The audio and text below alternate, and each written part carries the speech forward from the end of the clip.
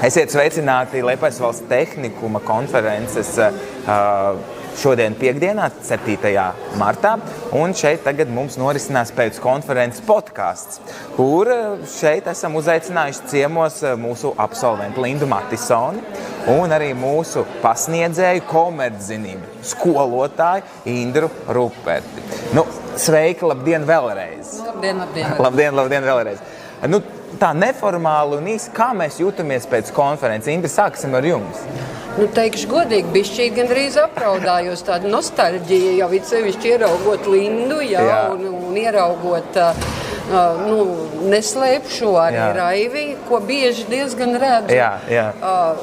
Tāds, no vienas puses tagad padarīt kaut kādu darbu sajūtu arī šajā dienā. No otras puses, drusciņ tāda nostalģija, bet vēl tāda arī sajūta, ka laikam jau kaut ko es esmu izdarījis šeit dzīvē. Noteikti ne laikam, bet esam noteikti izdarījuši, jo mēs šodien jau redzējām 5 absolventu, un tie nav tikai 5, mums ir daudz absolventu, kur ir gatavi dalīties ar pieredzi, un skolotājs pamatā droši vien arī dod to lielāko motivāciju, un kā jau mēs arī pirms podcastu runājām, to startiņu, to hierarhiju. Un tad arī Lindai uzreiz jautājums arī, kāds jūsu tas vērtējums, cik tad tam skolotājiem ir tā nozīme tai nākotnes attīstībai un izaugsmai? Ārkārtīgi liela. Vēl vairāk es varu pateikt to, ka es pārstāvot pirmo komerciālu kursu tehnikumā, es pateiktu to, ka mums ar pasniedzējiem ārkārtīgi noveicās. Mums bija tik ļoti prasīgi, zinoši, un kas mūs ļoti motivēja, tiešām būt labākiem no labākajiem. Tas augurs mums no pasniedzēja Saļeckis vēl, kad mums bija arī audzinātāju kursam, ka mums būs jākļūst labākiem no labākajiem. Tas ļoti motivē tiešām darīt visu to labāko, ko mēs varējām savās mācībās izdarīt. Ļoti. No pasniedzējiem principā viss bija atkarīgs. Viss bija atkarīgs no pasniedzējiem. Un arī konferencē bija ļoti interesanti arī klausīties par to, ka tiešām bija tā stingrība. Un kā jums liekas, ka patiesībā tā panākuma atslēga, arī daļa no panākuma atslēgas ir tai stingrībai, tai disciplīnai? Es pat teiktu, nevis par tā stingrība, bet prasīgums pret studentiem, pret saviem audzēkņiem. Jo tā ir, mēs te esam studenti, protams, tas nepatīk. Bet tā, ka mēs esam pabeiguši, kā mēs šodien konferencē arī par to runājām, tā, ka mēs esam pabeiguši, tad mēs varam tikai pateikt paldies visiem stingriem pasniedzējiem, kas mums ir bijuši, par to, ka viņi bija ļoti prasīgi. Un ja mēs tagad salīdzinām ar mūsdienām, tagadni, vai tas tagad arī tā strādātu ar to stingrību? Man ir ļoti grūti pateikt, tas ir jājautā laikam šī brīdī esošajiem studentiem. Bet man liekas, ka stingru pasniedzēju studenti arī respektē. Man šķiet, kad ir kaut kāda bijība pret viņu. Un, mēs jau dzirdējām arī tos stāstus, kad uz lekciju var iet tā kā uz bērēm. Ja zināja, ka tur nevarēs nerunāt, ne smaidīt, neko. Varbūt tas ir tāds otrs grāvis, bet tā stingrība noteikti studentiem nāk tikai un vienīgi par labu.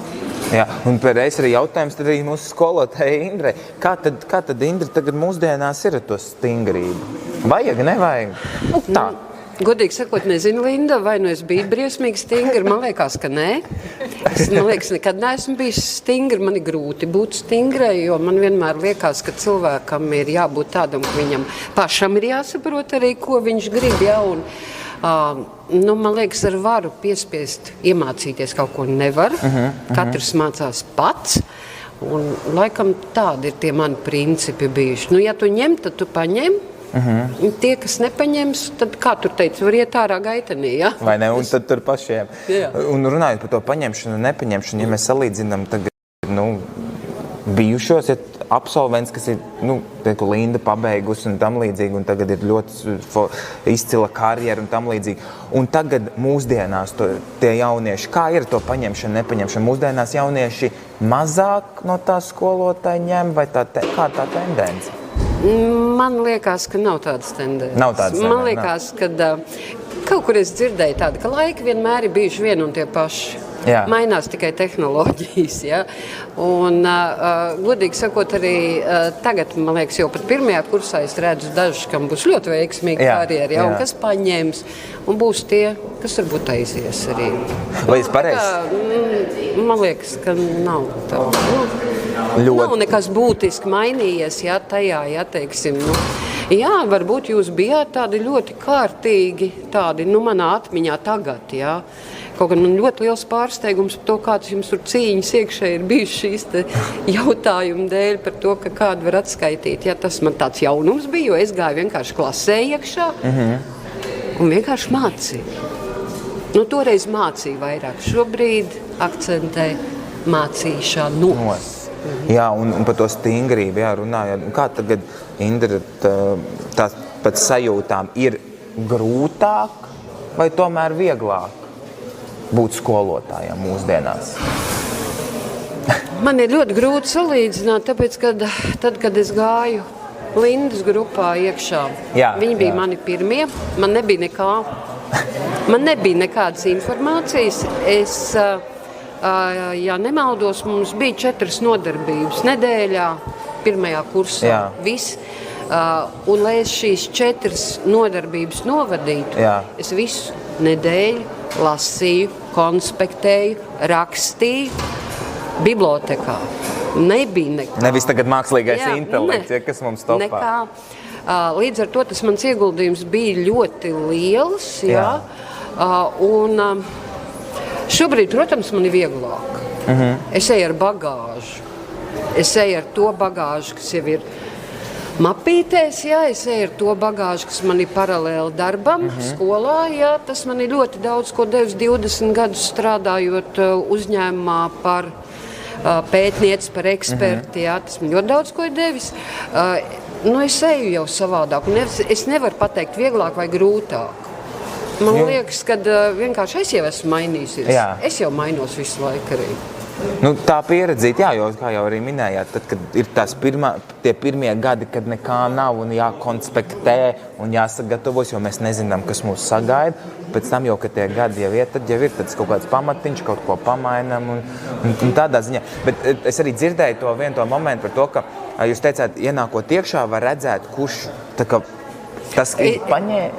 Es tā negribu teikt, ka uzreiz. Bet tā procesa laikā. Bet to var saprast, kā skolotājs. Varbūt nevienmēr, bet kā vienmēr ir arī piepildījies. Tie, kas neizturēs, līdz kad tie ir jāiziet. Tie novērojumi tādi ir. Un tad Lindai uzreiz jautājums. Mūsdienās kādas tās kompetences tad jūsuprāt vajadzētu tiem jauniešiem attīstīt?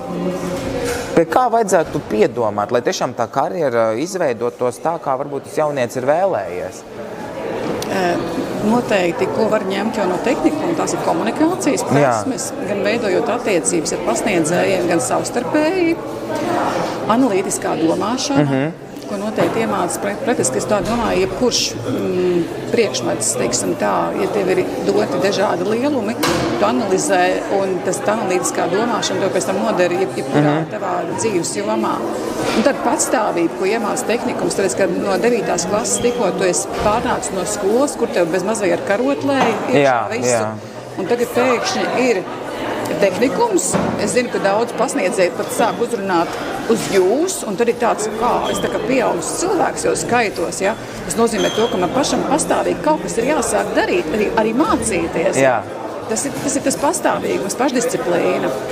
Jo pareizi jūs arī teicāt, tas, ka sāk uzrunāt uz jūs, un laikam tam jaunietim ir tas solis jau tālāk. Tas ir tāds pārsteigums. Tāds pārsteigums, kā es taču vēl maziņš, vai ne? Bet patiesībā jau tā reālā vide sāk veidoties kā tiešām dzīvē. Un tad nekavēsim arī jūsu laiku, ņemot vērā piekdienu tādu nostalģisku sajūtu. Ļoti vienkārši viens otrai, kāds jums būtu novēlējums? Sāksim, viens otrai, ko jūs tādu novēlēt, ņemot vērā tik foršo to skolas laiku, tās visas sajūtas, šodien arī tā nostalģiski, kas bija forši. Ko jūs viens otrai novēlēt? Gandarījumu par savu padarīto darbu. Paldies, Gandarījumu. Man liekas, ka man jau ir. Ļoti forši, ļoti forši. Man jau liekas, kad ir. Un varbūt vēl vien. Es pat nezinu, ko Lindai novēlēt. Man ir tāda sajūta, ka tev viss ir, ja? Tev viss ir izdevies. Tev ir karjera, tev ir 3 brīnišķīgi bērni. Mums ir meitas abām 2 Elzas. Elzas? Jā, mums ir. Bet es pat nezinu. Nu, kā lai pasaka, lai tajā ceļā, ko tu tagad izvēlējies, ja, ko tu īpaši negribēji runāt, ja, un ir skaidrs, ka nav viegli par to runāt, lai tur tavs pienesums būtu tāds, ko tu sajūti tiešām. Galvenais jau ir gandarījums un darīt to, kas patīk no sirds, un tas jau tas svarīgākais, vai ne? Vienkārši darīt to ikdienu, to darbu, kas patīk no sirds, un tad jau viss arī sanāk tā, kā sanāk. Un, man liekas, šodien ir tas brīdis, kad mēs varam atskatīties un priecāties, varbūt ar asarām acīs, bet ar pozitīvām asarām acīm, vai ne? Acīs, un tikties jau mūsu absolventu ballē, kad jau visi atkal būsim kopā. Jā, Linda, noteikti savējos, ja? Bet tev ir ielūgums tagad. Ļoti labi. Jā. Es visu laiku domāju, vai nevajag kaut kā pamudināt pirmos komersantus. Vajadzēs atgādinājumu izsūtīt savējiem. Nu, taču šis būs unikāls plāniņš, jā. Kā palīdzēt. Nu, redz, vēl viens novēlējums mums abām, ja kopīgs plāniņš. Jā, tātad 31. maijs jums jau ir norezervēts Olimpiskais centrs, absolventu balla.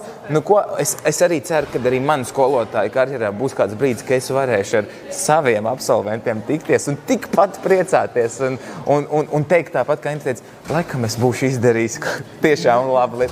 Lai tā būtu. Paldies arī mūsu podkāstu vērotājiem. Tiksimies nākamās epizodēs, un tāms paldies jums, lai forša piektdiena un lai ir nostalģiski sajūta. Paldies!